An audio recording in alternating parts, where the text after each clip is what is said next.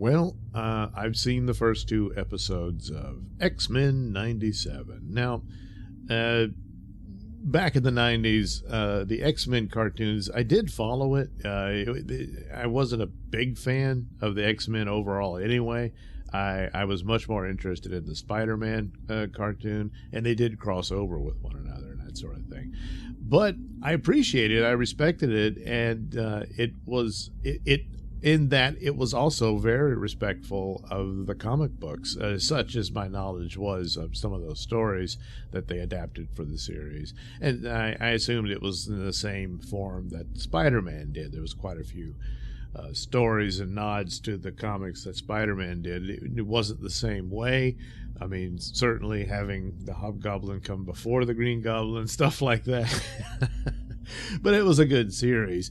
Neither the X-Men nor Spider-Man were cartoons of the 90s were anywhere near the excellence that the Batman the Animated Series did, or even Superman and certainly Justice League. I mean, those shows beat the Marvel cartoons hands down. In the comics, it was a different story. But even to this day, the absolute peak of superhero cartoons, you got to give it to Batman the Animated Series, and that's that. But X-Men had quite a good following. It was in keeping with the soap opera nature of superhero comics, and that was certainly true of the X-Men. And the same was also the case for the cartoon series. So when the announcement came along in that they were going to do this follow-up to it, it was all very interesting in that they would utilize the same style and try as best they could to recapture that. I've never really seen that happen before, if I can think of it. Warner Brothers did a couple of cartoons that did look like the 90s style. What was there? There was a Green Lantern one, and then there was a Batman and Harley Quinn movie, that sort of thing. But on this scale, and to be a direct follow-up of a return to that series, I think this is probably the first time it's been done. And for the most part, watching these first two episodes, it's best to my memory goes. It looks like it fits more or less right in. There were worries, of course, in the current era of what it would be in the end product, and there was telltale signs of trouble, and that may yet appear. Don't know the whole story about why the showrunner was suddenly unceremoniously fired. Apparently, the popular theory is his OnlyFans, where it's full frontal nudity apparently. So maybe that was it. I don't know. But that's beside the point. The end product, is the cartoon in and of itself. And for the first few episodes, I don't really see a lot of wokeness in it per se. There is a speech in it about bigotry and whatnot, but that was pretty standard for the old show as well. Not every episode, but it did happen. And of course, the metaphors and whatnot, allegories that X-Men is used for, even though, yes, in a lot of ways that was not the original intent.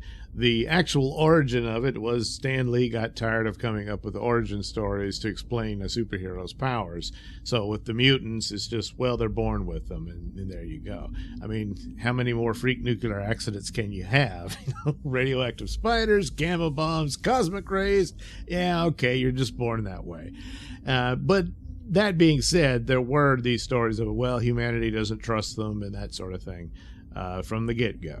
So, and it over time became more and more of the theme dominant in the X-Men story.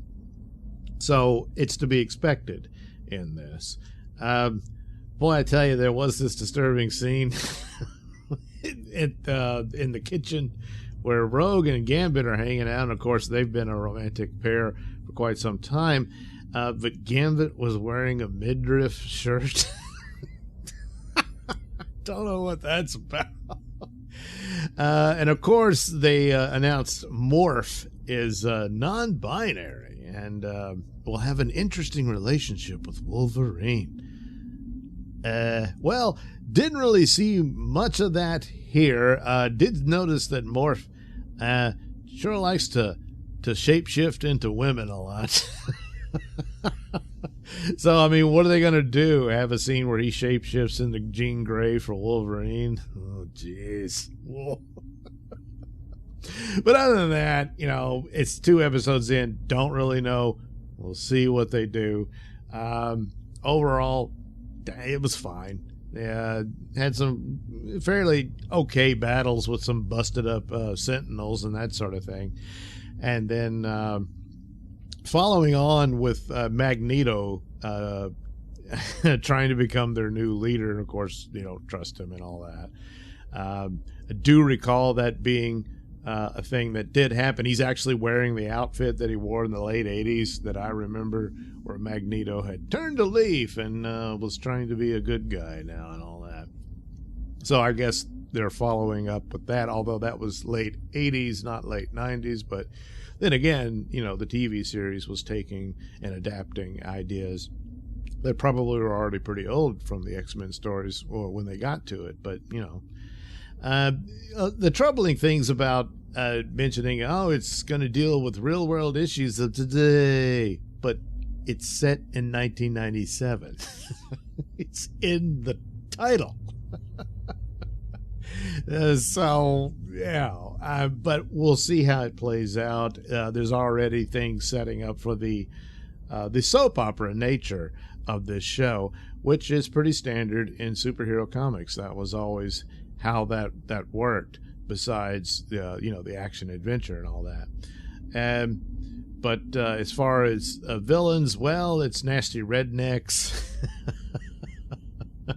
and corrupt politicians and so forth. I assume we'll get more evil mutants going forward. But if it keeps on this track, they may actually have something here. And it's cool that they kept pretty much to the animation style of the 90s. And so far, so good as far as what I could see in just 2 episodes. But we'll have to wait and see. Of course, again, from my perspective, was not a big fan of it. I enjoyed it okay as far as the old X-Men series goes. So maybe it's a little different for someone who was really hardcore and they're disappointed in this. It could be. I don't know. But from my take on it, it was 2 episodes that were, okay.